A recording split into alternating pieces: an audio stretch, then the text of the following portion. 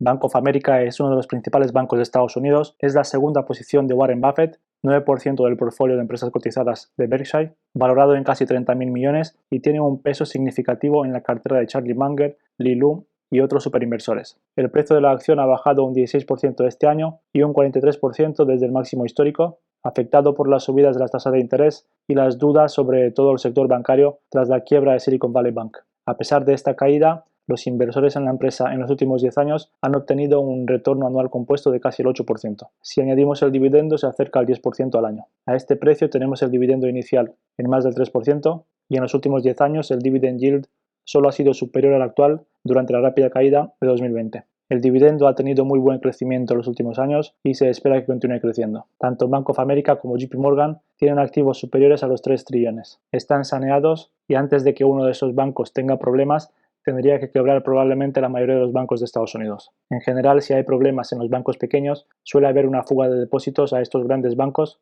como pasó en los primeros momentos de la crisis de Silicon Valley Bank. Podemos ver que los activos y la caja de Bank of America aumenta con respecto al trimestre anterior y al primer trimestre de 2022 y los depósitos bajan un poco. El problema que ha tenido Silicon Valley Bank y First Republic lo tienen todos los bancos de Estados Unidos. Vemos que la diferencia entre el coste y el valor de los activos mantenidos a vencimiento es de menos 100.000 millones para Bank of America, pero estos grandes bancos están saneados y no es una pérdida si se mantienen los activos a vencimiento, es solo una fluctuación en la valoración actual. Solo hay problemas ante una fuga masiva de depósitos si se ha hecho una mala gestión de riesgos.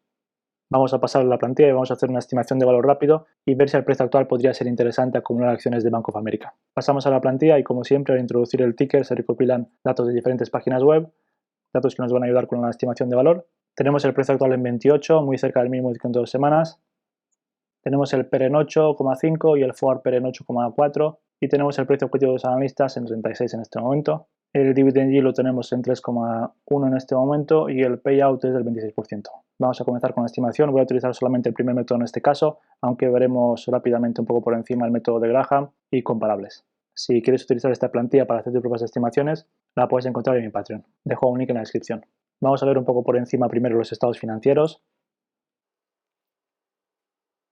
Vemos un pequeño incremento de los ingresos en el periodo. Los gastos operativos disminuyen y por lo tanto el beneficio tiene que aumentar bastante.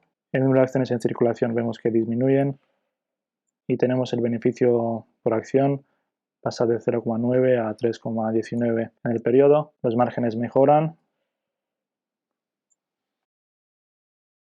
El equity pasa de 232.000 millones a 273.000 millones. Tenemos el book value por acción en 33 al cierre del año fiscal.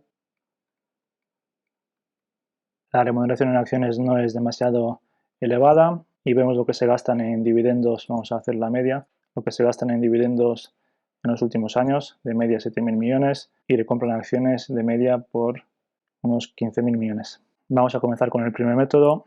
Tenemos que estimar el crecimiento del beneficio por acción. Vemos que en los últimos 5 años ha sido muy elevado porque partimos de un beneficio por acción bastante bajo. Se espera un crecimiento del 3,3% de media los próximos 5 años. Vamos a estimar menos, vamos a estimar 2,5%.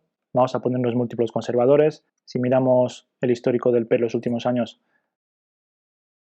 tenemos una media, vamos a ver, de 15. Tenemos el PER más bajo en 8,4 y lo hemos tenido varias veces en 12 o por encima de 12, 12, 16, 12, 18, 14, 12, 16.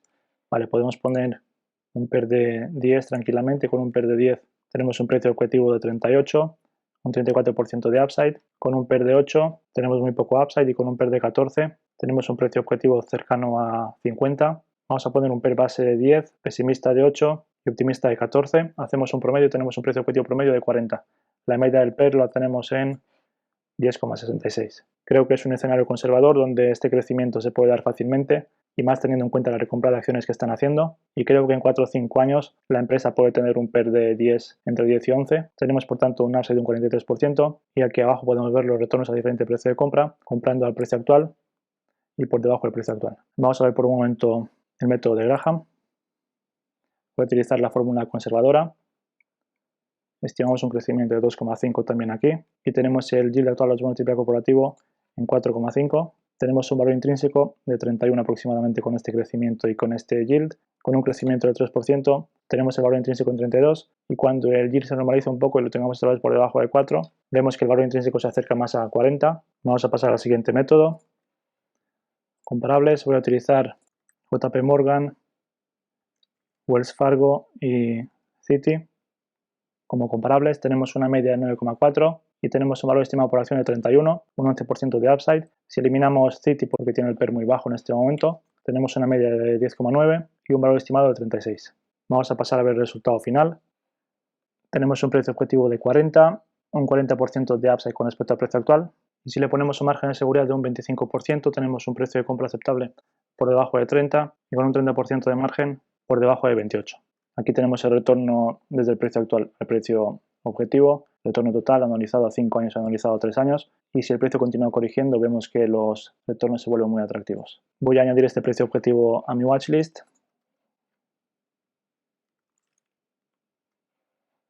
40 y voy a poner revisar por debajo de 26, que es donde tenemos el mínimo de 102 semanas. Como podemos ver, aquí lo tenemos en 26,3 y si hace un nuevo mínimo vemos que los retornos se vuelven muy atractivos. Como sabes, no es recomendación de inversión. Si quieres invertir en la empresa tienes que hacer tu propio análisis y tener muy en cuenta los riesgos. Lo vamos a dejar por aquí. Gracias por ver el vídeo, suscríbete, dale un like y hasta la próxima. Adiós.